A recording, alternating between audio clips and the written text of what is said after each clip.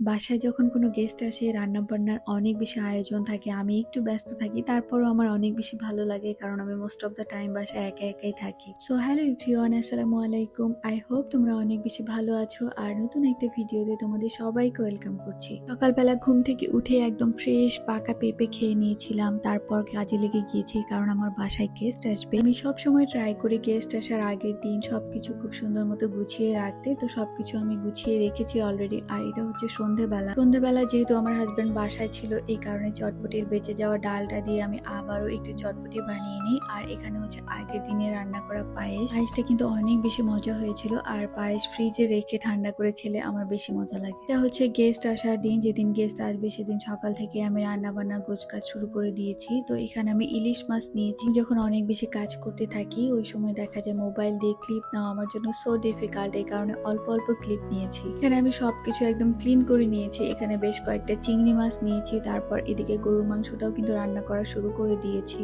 আর এদিকে দেখো আমার কিচেনের কি অবস্থা। বাসায় যেদিন গেস্ট আসে সেদিন কিন্তু আমার হাজবেন্ডও আমাকে অনেক বেশি হেল্প করে, যেহেতু আমি রান্না বান্নার কাজ করি। আর সে দেখা যায় সেদিন ঘর গোছানো, রুম ক্লিন করা এগুলি সে করে থাকে। আচ্ছা, মনে হয় রান্না করতে তেমন একটা সময় লাগে না, সময় লাগে রান্না গোছাতে আর হচ্ছে পরে হচ্ছে সবকিছু ক্লিন করা। একা হাতে রান্না করা আবার একটু ভিডিও ক্লিপ নেওয়া এটা আসলে অনেক বেশি কঠিন। এই কারণে আমি তেমন কোনো ভিডিও ক্লিপই নিতে পারিনি, জাস্ট অল্প একটু নিয়েছি, সেটাই তোমাদের সাথে শেয়ার করছি। অ্যান্ড সেই সাথে আজকের ব্লগটা কিন্তু এখানেই শেষ করছি। দেখা হচ্ছে নেক্সট ভিডিওতে।